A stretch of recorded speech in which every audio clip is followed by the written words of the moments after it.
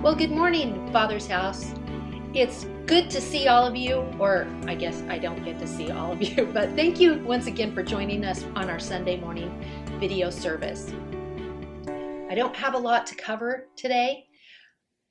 Men's group is meeting on Monday night on Zoom, 6:30. If you want to be a part of that, let Pastor Carl or Pastor Carlos know. They'll get you hooked up with it. Our ladies group is taking a break until after the 4th of July, but we'll let you know what we're going to study, and I'd love to have you be a part of it. I know Deanne would love to have you be a part of it. So if you want to do that, even if you're out of the area, like Irma, Zuniga, we'd love to have you join us. Anyway, just let us know and we'd get you hooked up. It's our regular tithe and offering this week. I just want to reiterate how serious we are about our tithes and offerings during this time. Our expenses are still there and we still need your giving. And we do appreciate what you are giving. So please continue that. There's 3 ways you can do it. You can mail a check to the Father's House at 133 Bernal Road, San Jose, California, 95119. You can go online to thefathershouse.org, click on the giving button, set it up as a one-time gift or a recurring gift. You can give to our missions that way also, over in India or in Argentina. Or if you live in the area and you would like Pastor Carl and I to come by and pick it up, we'd be happy to do that. In fact, we'd be desperate to do that. So again, please help us keep the lights on at the Father's House. We appreciate it. And I guess right now we'll turn the time over to our guest speaker, John Mark, and see what he has to teach us about Jesus. Well, good morning, Father's House. I'm glad to be here back with you again. I trust that you're having a great day, great week. Summer, or the first day of summer, is almost upon us. That's exciting times. The days are almost as long as they're going to get as the summer solstice is approaching, which is that longest day of the year. And here where I'm with you in Northern California, those days are long days, aren't they? The sun is up in between 5 and 6 in the morning, and it doesn't set until 9ish at night. Those make for some long days and for some short nights. But boy, I'll tell you, we have the most spectacular weather probably on the planet right now, and we should be blessed that we're here and experiencing it at this time. It's always good to be thankful for whatever we're going through in life. I think that an attitude of gratitude, that whenever we're thankful for the things that we have and the things that are present in our life, whether they appear good or bad, it sure does change the way we view life and the way that we view God, other people, and our circumstances. And even when things are hard and we're going through hard times and hard things, that we find that when we have an attitude of thanksgiving, even in the midst of those things, that it gives us a different perspective about life. Anyway, that's not what I really came to talk about today, but I just wanted to say that by way of introduction, as I've been here now for quite a while with you. As I said, I'm John Mark, for those of you that maybe haven't heard me. I go by the name of Mark, and it's true that I wrote the Gospel of Mark, and that I was an eyewitness to the life of Jesus Christ, and all that he did, all that he said, the miracles, the teachings, the conflicts with the scribes and Pharisees, and many other things. And so my hope is that as we're talking through this, that you too will become a follower and a believer in Jesus Christ, because I surely believe that he was the Son and we'll get to that a little bit later, is the Son of God. Now, I say all of that because that's something that maybe I didn't come by that easily until I understood it after his death. But again, we'll save that for the future. So last week I left off and we were talking about the idea of Jesus' transition in his ministry and in the days that he was present on the earth, from the miracles that he did, the signs, the wonders, and the early teachings, the parables, to the day that his ministry changed when he asked his disciples, "Who do you say that I am?" And the second question, which was maybe even more important, was, it starts with a but. It's not so much a matter of what they have to say. But who do you say that I am? Well, Peter, as you recall, says, thou art the Christ. And at that point, then Jesus begins to reveal himself after that phenomenal statement. We talked about that the last several weeks, so you can go back and watch the videos that the Father's House has presented there as I've been talking about this, if you want to catch up, so we don't waste the time today for those that have already viewed that video, and we can move forward in the life of Jesus Christ. But it was such a profound statement because it began to redirect what Jesus' focus was going to be. It wasn't just going to be on his public ministry to the people, but he was going to reveal to his disciples his plans for the future and God's plans for the future, and in some cases, what the requirements of those that would follow Jesus Christ as one of his followers would be. And we talked last week about, he said, when Peter pulled him aside to say, Jesus had made disclosed to Peter and the disciples that the day was coming after in the future where he would be betrayed, or he would enter into conflict with the scribes and the Pharisees, that they would deliver him over to the Romans who would ultimately kill him. And he makes an inference later on to the fact that it would be a death of crucifixion, by crucifixion, and that in 3 days he would rise again. Well, Peter pulls him off the side and say, may that never be, God. That's not going to happen to you. And Jesus turns on Peter and says to Peter, Peter, knock it off. He said, you're putting your interests in what you think is the best in front of what God thinks is the best. But I want to tell you that when you do that, you miss the mark on what God has for me, and you miss the mark on what God has for you. Ultimately, what he said what I talked about last week, and what he said is, if you want to be a follower of me, put your interests subordinate to the interests of God. Put his interests first, and everything else will take care of it. But if you put your interests first, then you're going to forfeit what happens in the future because you didn't focus on the future and your future with God. But we talked about that last week. I'll let you go back and review that. And I want to talk about, after that event and talking about what discipleship was, and talking about how Jesus was disclosing that he was going to die and that he was going to resurrect again. The very next, and one of the most profound things that ever happened was what happened on a mount when they came to a mountain at the base of the mountain. And Jesus asked for all of the disciples and those people that were following with him at that time to stay down at the base of a mountain, except for Peter, James, and John. And Peter, well, all three of them later told me about it. But all three of them, they went up onto a mountain.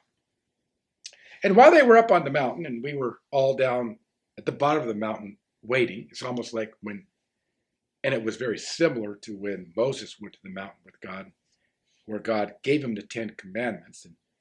And that's probably why Jesus did that, because he wanted to show the type and the shadow, the symbolism of what it is that Moses had done, and that this was a continuation of that. And really, in some cases, it was really an advancement of what it is that Moses had done. Well, let me explain it like this, and I think it'll become clear, because that's exactly what happened. So the four of them go up the mountain, Jesus, Peter, James, and John. And when they get to the top of the mountain, there's a manifestation there. And the disciples see Jesus, and there's a manifestation of two other men that were present with him.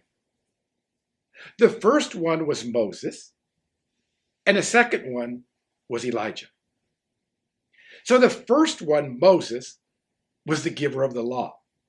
He was the one that put the society, when they had come out of the slavery in Egypt, that he had given the society of the Israelites their social structure, their social contract, where they lived in a relationship, a covenant relationship with God, and God lived in a covenant relationship with them based on certain laws. The idea would be, if you follow these laws, blessing will be upon you. If you don't follow these laws, the natural effect of that will be that those blessings won't be upon you. And therefore, you'll end up with trouble in your life. It's just the simple law of cause and effect. Or another way we could look at it is what Jesus talks about. What a man sows in his life, he will also reap. And so it's the idea of reaping and sowing. And so there's this notion where the giver of the law, or the law of Moses, which was big at the time of Jesus, of course with the Jews, because they were the children of God. So they lived by the law, but the scribes and Pharisees had added to the law. What they had done is they had used the law as a way to oppress people, to control people, to tell people by dogmatic certainty what they should and what they shouldn't do, even when it was above and beyond what Moses had prescribed. Jesus had a real problem with that. But we'll leave that for the future too. Well, so Jesus is on the hill, on this mount. The other three are there with him. Well, but now there's five, right? The three disciples. There's Jesus, and the other two would be Moses and Elijah. So Jesus is having this conversation with Moses and Elijah. Now, Moses was the giver of the law, and it would be said that Moses was a prophet. But he's probably really remembered, and I'm going to bring this together, as a giver of the law. In other words, his presence there is symbolic of the law of Moses, which they lived by. Now, Elijah was a prophet. And really, if you look at scripturally, you would have to say that Elijah was the greatest prophet of all the prophets. Now, I understand that that's relative. Somebody might say, well, no, Isaiah was a better prophet, was a greater prophet, or Jeremiah was a greater prophet. But let's just humor me with the idea that the reason that Elijah is there is because he's a representative of all the prophets. And so under this banner of Elijah is not just him and him alone, but all of the prophets, or better yet, all of the prophetic utterances that were ever uttered by people moved of God to provide direction for the people of Israel. So what you had in Moses was you had the culmination of the way that they ought to live, but they couldn't live. And at the same time, you had the prophetic, which was the revelation of God in a different stream, in a different way. Again, about how the people ought to live, but also projecting what the future would be, pointing to the future. So Moses was the structure under which they lived under, but the prophets and Isaiah representing them symbolically here pointed the finger towards what their future would be, not what their present reality was. So if you go back and if you look at the prophets, you go to, especially when you get to Isaiah, Jeremiah. Isaiah talks about the suffering servant, the last part of it. And you look at Jeremiah, where it talks about the day is coming when God will write his covenants on the hearts of men and not on hearts of tablets, which indicated a new covenant which was coming. You see that exact same thing, I think, in Isaiah. And you surely see a turn in Ezekiel and in Daniel to not just focused on Israel anymore, but a turn towards the nations, a turn towards all the people of the world. So what we have present on this mount, and I'll bring this clear, is we have the way that they were living under the law of Moses, and there were the prophets that were pointing towards the future that was simply saying, God has on his horizon something more for you. And then we have this person of Jesus Christ being there as well. Now, Peter, James, and John, they're just observers here. But Jesus is talking with Moses, and he's talking with Elijah. Well, the disciples got afraid at that time, and I can imagine if we were all there, we go, you got to be kidding me. You got Moses, you got Elijah, and you've got Jesus here. Man, you've got the making of a dream team here. Well, that's what Peter was thinking. So he runs up to Jesus, and he says to Jesus, he says, God is good. Jesus is good that we're here. And look, Moses is here, Elijah is here, and you're here. So what could go wrong? I tell you what we ought to do is we ought to build a temple for all three of you, and you guys can just kind of live your life here. And then everybody in all the world will know that God reigns supreme and that the kingdom has been restored to Israel. Well, that kind of goes back to the idea of what's Peter thinking? Peter's thinking with his own interests and his own thoughts in mind. At that time, though, a cloud comes down and descends upon them. And as that happens, of course, Peter, James, and John, shaking in their boots, or actually in their sandals, shaking in their sandals at that time, fall down in fear, and they hear this voice that says from heaven, "This is my beloved Son. Hear him. Listen to him. Acknowledge what he's saying." Well, they're there in fear. And the cloud ascends. And when it ascends, and there's a little bit of light, the only thing they see that's there with them is the face of Jesus. Moses is gone. Elijah is gone. The cloud is gone. And the voice has stopped speaking. But what's the profundity or the profound nature of what it is that just happened there? I mean, that wasn't a small event. That wasn't something that's just, well, I don't know. Gee, I was on my way to the store the other day and I saw a friend of mine. It wasn't happenstance like that. It was very calculated by God. There was a reason for it.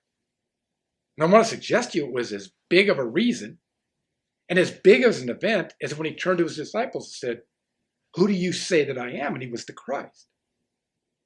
You see, what was happening on that mountain was a representation of this. That as much as the law was a part of God's plan, and as much as the future or the prophets pointed towards the future, Jesus Christ was the next move in the plan of God.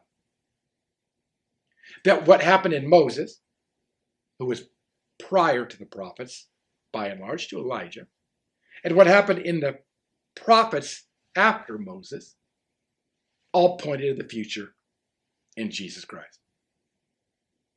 So what was happening on that mount, and what God at this point, and what Jesus at this point was teaching the disciples, is that if you want to find your way with God, it's going to be through his Son, Jesus. Notice that the Father didn't say to the disciples at that point, "Here are my beloved teachers, follow them. Here's my beloved Moses. Here's my beloved Elijah. And here's my beloved Jesus. Listen to them." No, the Father, he changed it. He said, you see, the law was given for a time and it had a purpose. And the prophets were given at a time to point to the future. But now, and forevermore, both the law and the prophets will be fulfilled in the person of Jesus Christ. In other words, listen to him, obey him, follow him. What he tells you to do by giving up your interest, the interest that Jesus wouldn't die, and your interest of building a tabernacle for Moses, Elijah, and Jesus, let those things go and follow him. Well, I guess you could ask, where is it that Jesus was going? Well, in the immediate sense, as we found out later, Jesus was going to Jerusalem. He was going to be betrayed and suffer, be betrayed by one of his disciples, and really, in some sense, by the whole nation and by the scribes and the Pharisees, suffer at the hands of the Romans, and he was going to die. But that was in the immediate future. But in the eternal future, the ramifications were so much more in who Jesus was, what he did, and in some essence of what he would become. So the Mount of Transfiguration is simply us and God telling us through that profound event that our ultimate goal should be to follow Jesus, to listen to Jesus, to listen to the teachings of Jesus, to live the teachings of Jesus, to take serious the things that he said and taught. In the midst of that, there's a couple of things that happen for us. Not only is the virtues that he wants to teach us, do they not become a part of us when we're focused on those, but the benefits of a good life are upon us as well. Because we have the idea and the virtue of justice, we become just people to others, and so we build a just society. Because we're people of temperance and we have self-control, we project self-control on the people that are around us, and thereby build a society that is temperate, under self-control. If we follow prudence and we seek wisdom, then we build a wise community, a wise society of people which we surround ourselves with. At the end of the day, those things have lasting dividends. Not just temporal rewards, but eternal rewards. And when those things are in place, and wisdom is in place, and when prudence is in place, justice, love, faith, hope, our lives are truly rich. The question for us today is simply this, and I'll close with this. Who are you listening? Who is it that you're listening to? Are you listening religiously to the law? Are you listening to the prophets where you're so interested in today, I guess in your time, you're so interested in end times event and the coming of Jesus and what's happening in all the different nations that lead up to it? Are you so interested in the prophets and prophecy and whatever the case is that you're no longer hearing Jesus? You're no longer focusing on justice, righteousness, prudence, temperance, courage, the cardinal virtues of that which the Christian life is made of. But Jesus, in the Sermon on the Mount, asks us to focus on those things, and that the rest will take care of itself. So in closing, I want to ask you this question. Are you really hearing Jesus? Or are you focused on religion by way of the law, or on some kind of a mystical future of unfolding events concerning the end of the age? I hope that at the end of the day, you're focused on God's interests, which are the virtues, than your own interests. God bless you, and I hope this changes you and helps you focus on the teachings and the things that God asks us to hear in the person of Jesus Christ. Thank you, and have a great day.